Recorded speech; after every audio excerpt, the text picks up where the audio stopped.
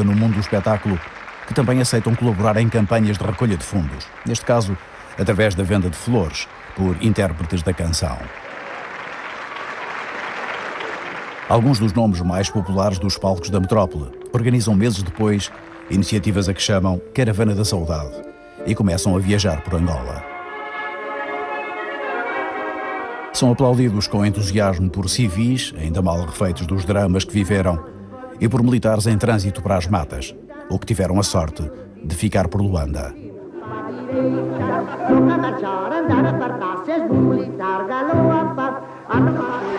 A desdramatização pelo humor conformista assenta talvez na crença espalhada de que a atuação da tropa depressa acabará com a guerra. E à medida que a situação melhora, vai-se desenvolvendo o culto e a exaltação dos soldados, que se tornam presença cada vez mais frequente na vida das populações, sejam reais ou representados, nas ruas ou nos palcos angolanos. Em Portugal, na metrópole, a criação de uma retaguarda de apoio aos soldados mobilizados começa a substituir a onda inicial de solidariedade com as vítimas civis.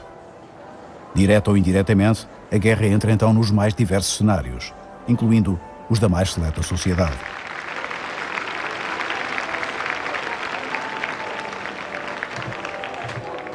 Esta passagem de modelos, concretamente, é organizada a propósito do Natal do Soldado, a primeira realização do Movimento Nacional Feminino, uma entidade que tinha sido criada em 28 de abril, a data do aniversário de Salazar, e que era animada por senhoras em geral afetas aos meios do poder. No primeiro Natal, uma das senhoras dizia assim: mas isto nós não aguentamos, porque eu já cá deixei o dinheiro todo que o meu marido me deu para o Natal de família. O dinheiro era nosso e eram alguns donativos que nos davam. Inicialmente o dinheiro era nosso. E daí os géneros, sim, mas nos primeiros tempos. E depois pedimos o subsídio, o tal subvenção de família. Era um Natal para o soldado, era para todos os militares de cá, para todos os militares de lá e para as forças de segurança. Nós mandávamos para 1000 homens. As encomendas de Natal eram para 1000. Tendo na presidente Cecília Supico Pinto a sua figura mais ativa e carismática, o Movimento Nacional Feminino surgira com o propósito de criar uma rede de madrinhas de guerra para apoio dos soldados. No entanto, o movimento foi alargando o seu âmbito.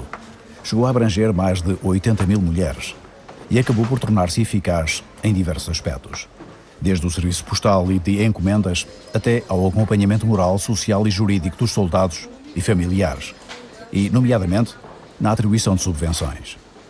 Isso não impedindo que os detratores do Movimento Nacional Feminino vissem nele um fator de legitimação da guerra, servido por senhoras diletantes do regime. Nós teríamos fama de fúteis, mas mesmo não se faz ideia o que se trabalhava naquela casa. Porque quando aparecia algum marido de alguma senhora aparentemente muito fútil, diziam-nos com a energia com que vocês estão e com a responsabilidade que estão, vocês montavam uma grande empresa. Éramos invejados por todos os empresários de Lisboa. À despedida dos soldados que aos milhares continuam a embarcar em Lisboa, comparecem as senhoras do Movimento Nacional Feminino. Oferecem cigarros e isqueiros, lembranças que os mais críticos acham irrisório reconforto para quem parte para a guerra. Neste final de 1961, são já mais de 33.000 os soldados em Angola e o número de mortos durante o ano passava das 200. Em 1962, a situação que os militares vão encontrar é já diferente daquela que os primeiros mobilizados enfrentaram no início da campanha. Enquanto a tropa retomava o domínio da colónia, Adriano Moreira iniciava uma vaga de reformas legislativas que rompiam com uma situação de décadas. As novas leis e decretos do ministro do Ultramar eram para os meios internacionais adversos apenas demagogia para aplacar as críticas a Portugal. Para os colonos, assustados com os novos tempos, as medidas e as promessas de Adriano Moreira eram uma luz no meio do seu desespero. Naquela altura, o que era sobretudo preciso em Angola era a esperança. Era que não morresse a esperança, não é? E ele, em tudo quanto dizia, em tudo o que fazia, ele alimentava, ele potencializava a esperança de que Angola ia ser digamos, a filha predileta de Portugal. O Adriano Moreira é recebido, digamos, como um homem providencial. Houve até muita gente de esquerda, digamos assim, que considerou que o Adriano Moreira que podia vir dar uma volta àquilo tudo. Precisamente por ele ter tomado algumas medidas que, sendo absolutamente indispensáveis ao muito tempo, ninguém tem tomado. E essa do Estatuto Indígena foi uma delas, é para mim um dado histórico de Angola. É afastada qualquer distinção entre grupos étnicos ou culturais, passando todos os trabalhadores, qualquer que seja a sua filiação cultural, a regular-se pela mesma lei. Não é admitida nenhuma forma de trabalho compelido. As reformas seriam celebradas nas colónias e festejadas pelas populações africanas, embora desvalorizadas pelos independentistas. Na Praça do Império, em Bissau, a igualdade política anunciada pelo ministro do Ultramar foi assinalada pelas autoridades com esta manifestação de portuguesismo, patrocinada pelo governador Peixoto Correia e comentada por discursos de guineenses. A presença de portugueses é talvez mais evidente, demonstrando a concretização prática da abolição do indigenato, o que, conforme a nova lei de Adriano Moreira, dava a todos a mesma condição de cidadãos. Eu, na altura, escrevi o livro O Análise Social do Regime do Indigenato, ofereci-lhe um exemplar, ele leu e concordou com a minha análise e promoveu logo a extinção do regime do indigenato. E teve a amabilidade de me dizer, que nem todos o fariam, que tinha lido o meu livro e que tinha sido o meu livro que o tinha encorajado. O professor Adriano Moreira disse que aos indígenas, vocês já não são indígenas, vocês a partir de hoje são portuguesas com todos os direitos. E no dia seguinte, isto é verdade, na Beira não havia indígenas. Não havia pretos para trabalhar, digamos assim, porque eles não apareceram ao trabalho. O que eles consideraram era que já não eram obrigados a trabalhar. Já não somos indígenas. Nós os colonos que lá estávamos, na altura, chamamos assim, então, mas tu não vês que és preto na mesma, pá. Tu não deixaste de ser preto, pá. E é um bocado caricato, mas eles admitiam isto tudo, eles variam-se e tal. Não, o Sr. Ministro disse que já não, nós agora somos portugueses também. Pá, ainda te falta lavar a cara. Agora o que se impõe é o mercado de trabalho, quer dizer, natural. Você contrata as pessoas que quer, faz o preço, etc. Agora não vai ser.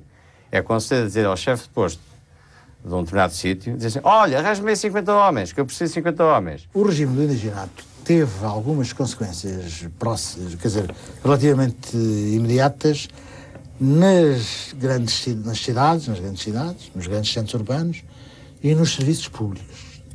Quase só. Porque nas empresas privadas e no mato, fora desses centros, as mudanças foram praticamente nulas. A lei foi boicotada em grande parte a pedido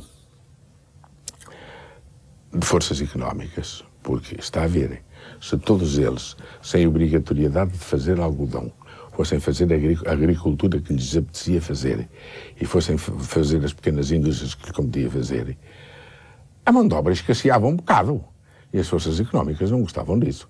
Foi por isso a lei em si é esplêndida e de uma grande visão. Os resultados não se fizeram sentir por aí além. Na prática manteve-se praticamente na mesma. Havia um bocadinho mais fiscalização quando eles tinham que achar a administração. A lei, se quer saber a verdade, ficou em estudo até 1974. A aplicação da lei ficou em observação e em estudo até 74. Não quer dizer que não tivesse vingado num ou outro caso. Mas, por princípio, a aplicação generalizada nunca se fez. Claro, o acabar do indigenato, sim, esse fez. Acabaram os castigos corporais, em princípio.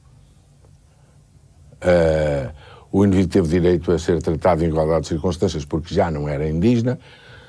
Agora, vamos lá. Antes que as populações negras e as populações brancas se intrometessem devidamente dentro do espírito desta lei, correu muito tempo, porque nem os brancos a aceitavam de boa fé, nem os pretos acreditavam que ela fosse para cumprir. Isto é real. Essas reformas